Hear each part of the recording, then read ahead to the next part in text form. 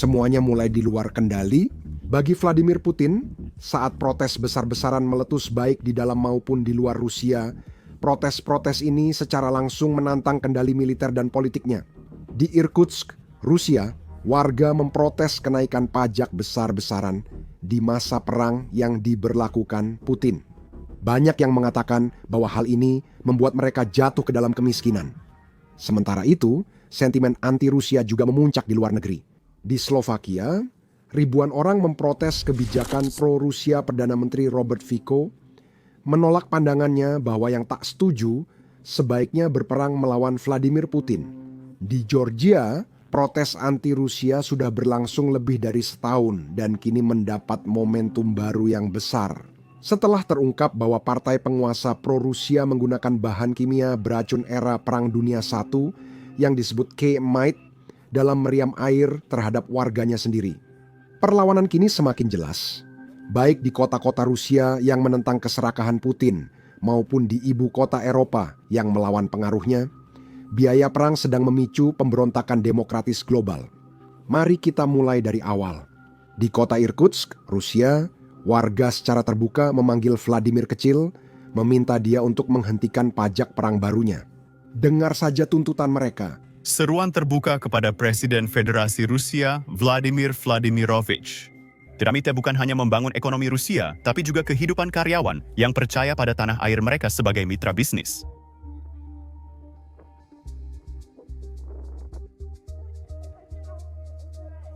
Kepercayaan ini kini sekarat.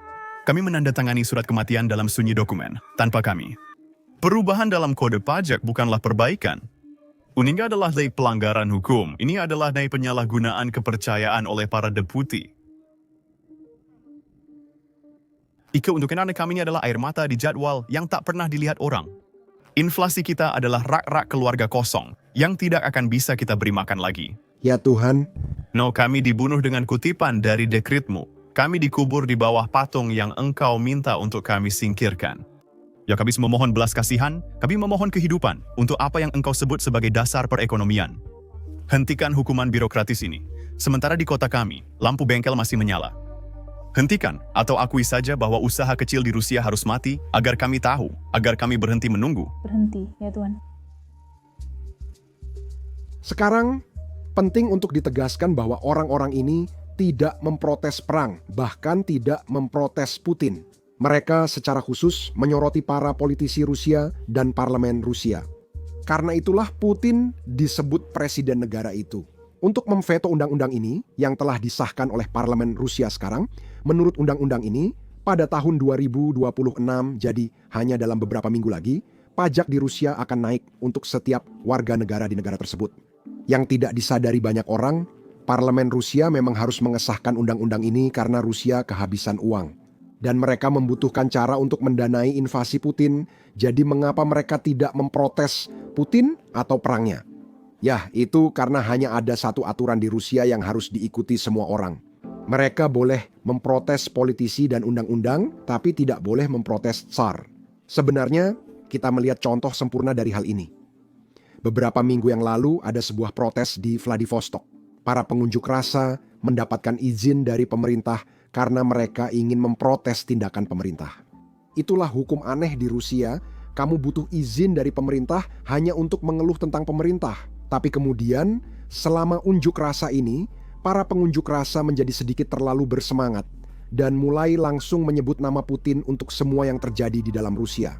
Saat itu unjuk rasa langsung dibubarkan, dan ketika para pengunjuk rasa mengajukan izin kedua, beberapa hari kemudian, pemerintah menolak permohonan mereka. Itu jadi poin penting di Rusia. Unjuk rasa hanya boleh dilakukan jika diizinkan pemerintah. Jika terlalu sering, kamu bisa ditangkap dan dikirim ke gulag. Begitulah Putin mengendalikan rakyatnya di dalam negeri. Namun sayangnya, Lido Vladimir tak bisa melakukan hal serupa di luar negeri. Dan sekarang kita melihat unjuk rasa terjadi di negara-negara lain, di mana pemerintahnya agak terlalu pro-Rusia. Mari mulai dengan Slovakia. Beberapa minggu lalu, puluhan ribu warga turun ke jalan di berbagai kota, termasuk ibu kota Slovakia. Protes-protes ini merupakan aksi menentang Perdana Menteri dan kebijakan pro-Rusia miliknya. Perdana Menteri Slovakia, Robert Fico, telah memimpin negaranya selama 4 periode. Dan sekarang dia mengambil sikap yang sangat pro-Rusia terhadap invasi Ukraina ini. Dia bahkan beberapa kali ke Rusia menemui Vladimir Putin untuk menunjukkan dukungannya. Saat mahasiswa dan warga Slovakia memprotes kebijakan ini, dia secara terbuka mengatakan jika mereka tidak suka kebijakan terhadap Rusia, sebaiknya mereka sendiri yang pergi berperang melawan Putin. Sekarang saya kurang paham logika ini karena di negara demokrasi setiap warga berhak bersuara soal pemimpin dan kebijakan. Menurut Fico, jika tidak setuju dengannya, sebaiknya langsung lawan Rusia. Ini memberitahu kita semua yang perlu kita ketahui tentang siapa yang didukung olehnya. Tahukah kamu berapa banyak anak muda yang akan tewas? Kalau kalian memang pahlawan berkaos hitam dan takut perang ini, silakan saja. Kalian akan mendapatkan kebebasan. Tunggu. Kalian akan mendapat kesempatan bicara. Tenang saja, jangan takut. Aku tidak akan meninggalkan kalian. Aku tidak akan lari dari siapapun, termasuk Krato. Aku di sini, kalian gemetar seperti bulan November. Sekali lagi. Ayo berdiri dan berjalanlah. Biasanya itu saja. Oke, datanglah bertempur di Ukraina. Kami akan senang. Tuhan, Fico termasuk kelompok yang dikenal sebagai pencari damai. Pencari damai bisa lebih berbahaya daripada pengobar perang karena mereka menuntut yang lemah menyerah dan menerima kehancuran. Mereka bersikeras bahwa yang kuat harus menahan diri dan meminta maaf karena memiliki kemampuan untuk membela apa yang mereka cintai. Sementara yang kejam dan pemangsa justru dimaafkan, dicari-cari alasannya dan dimanjakan. Pencari damai bukan upaya nyata menuju perdamaian, melainkan politik penyerahan paksa berbalut istilah belas kasih.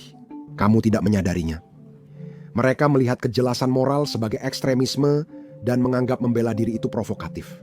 Pencari damai meminta domba bernegosiasi dengan serigala, lalu menyalahkan domba saat dimakan. Pencari damai tak mencegah perang atau membawa perdamaian. Mereka justru merugikan pembela dan memperkuat yang brutal. Mereka memicu konflik dan penaklukan dengan mempermalukan perlawanan. Perang itu brutal, perang itu buruk, dan perang itu pahit. Tapi kadang-kadang perang juga diperlukan. Ada hal-hal yang pantas diperjuangkan. Pencari damai hanya percaya ilusi perdamaian dan rela menyerahkan segalanya demi itu. Sekarang, ini adalah waktu yang tepat untuk menunjukkan kepada kalian salah satu pidato favorit saya dari Presiden Ronald Reagan. Dia menyampaikan ini tentang Uni Soviet, tapi pidatonya sangat relevan dengan Rusia di bawah Putin saat ini. Silakan dengarkan. Luruskan fakta, tidak ada perdebatan soal perdamaian atau perang. Namun hanya ada satu cara pasti untuk damai, yaitu menyerah, dan itu bisa dilakukan dalam hitungan detik.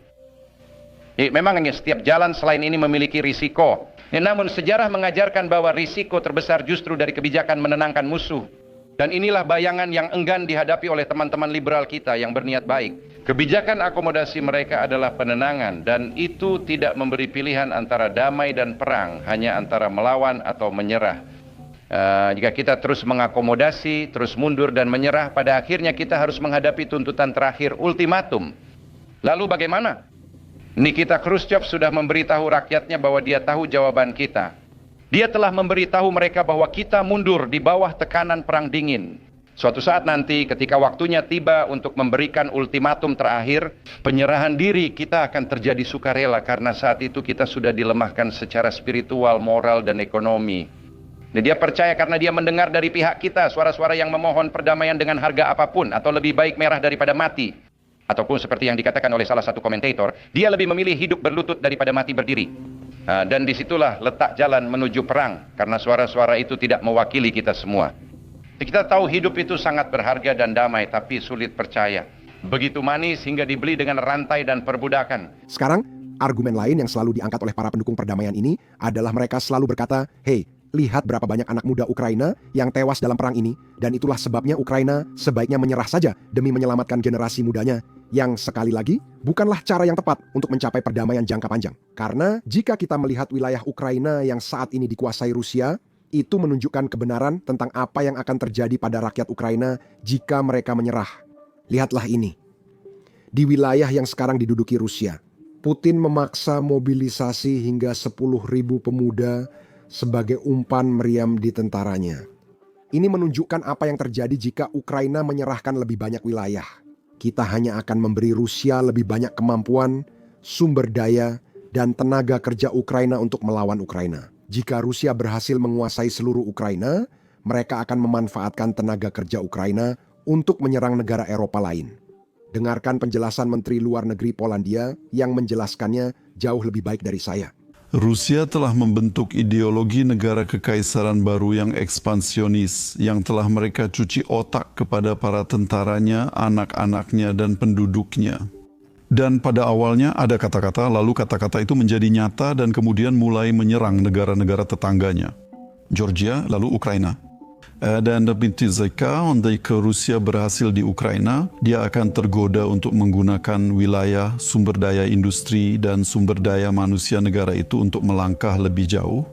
Dan itulah mengapa penting untuk menjaga agar tentara Putin tetap sejauh mungkin dari perbatasan kita, yang berarti membantu Ukraina untuk mempertahankan diri.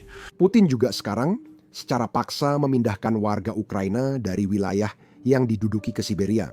Ini hanyalah caranya meniru Stalin yang mencoba membunuh identitas Ukraina ketika dia menjadi Tsar Rusia. Inilah sebabnya penting untuk memberikan Ukraina kemampuan untuk bertempur, bukan memaksa Ukraina untuk menyerah. Georgia juga masih berjuang melawan invasi Rusia. Di Georgia, tampaknya protes anti-Rusia mendapatkan momentum baru. Protes itu telah berlangsung lebih dari 370 hari berturut-turut, jadi sudah lebih dari setahun. Dan menurut investigasi baru dari British Broadcasting Corporation, tampaknya pemerintah benar-benar menggunakan senjata kimia dalam meriam air terhadap warga negaranya sendiri. Bahan kimia ini mengandung racun camitus dari era Perang Dunia I, kata para pengunjuk rasa. Setelah disemprot racun ini, kulit mereka terasa terbakar berhari-hari dan sensasinya tak hilang meski sudah dicuci. Inilah alasan mengapa sekarang aksi protes semakin besar dan massa meminta investigasi internasional terhadap pemerintah dan rezim tersebut, polisi. Selain itu, penting untuk memperhatikan Georgia karena orang-orang telah melakukan protes selama waktu yang sangat lama secara berturut-turut, atau bahkan lebih dari 1 tahun. Itulah mengapa kami akan membuat video khusus yang akan segera tayang. Banyak pengunjuk rasa didenda ratusan ribu dolar hanya karena ikut protes. Ini negara dengan pendapatan rata-rata sekitar $700 Amerika per bulan. Jadi banyak dari para pengunjuk rasa ini mempertaruhkan banyak hal hanya untuk berjuang demi negara mereka. Karena mereka menyadari apa artinya itu. Jika pemerintah bisa memanipulasi pemilu dan mendekat ke Rusia dan Putin. Untuk hari ini, itu saja yang bisa saya sampaikan kepada kalian. Kami akan segera merilis video detail tentang Georgia. Salah satu tantangan membuat video seperti ini adalah menampilkan banyak serangan drone. Meski tidak ada manusia atau tentara Rusia yang terluka. YouTube sering mendemonetisasi atau membatasi video kami. Bahkan dalam seminggu terakhir, menurut YouTube, 4 video kami didemonetisasi. Menayangkan serangan drone atau rekaman garis depan tidak ramah bagi pengiklan, sehingga video tersebut dibatasi. Tapi inilah kenyataan perang modern dan inilah perang yang sedang dihadapi serta coba untuk bertahan oleh orang-orang Ukraina. Kami yakin penting untuk meliput ini, sehingga kami meluncurkan platform kami, Basics Insider. Kami membangunnya dari awal, sehingga kami tidak memiliki batasan apapun. Kami tidak perlu mengaburkan serangan drone kami tidak perlu mengaburkan rekaman garis depan kami, dan kami tidak perlu mengaburkan pangkalan udara Rusia yang dihancurkan. Selain itu, kami sebenarnya tidak menayangkan iklan apapun di situs ini. Dengan begitu, kami tidak perlu menyensor diri sendiri hanya karena pengiklan tidak senang dengan apa yang kami liput. Kami tidak mendanai situs ini melalui iklan, kami mendanainya melalui dukungan Anda. Jadi, jika Anda adalah seseorang yang tertarik dengan liputan seperti ini, dan Anda ingin menonton video kami tanpa sensor serta mendapatkan konten bonus yang tidak bisa kami unggah di YouTube, maka pastikan untuk bergabung bersama kami di basicsinsider.com. Anda juga bisa klik tautan di deskripsi atau memindai kode QR yang ada di layar Anda. Dengan bergabung, Anda bisa menonton semua konten yang sudah kami unggah dan semua video yang akan kami unggah di masa depan. Selain itu, Anda juga akan mendukung liputan kami dan mendukung channel kami. Jadi terima kasih banyak. Nama saya Sam dan sampai jumpa di video berikutnya.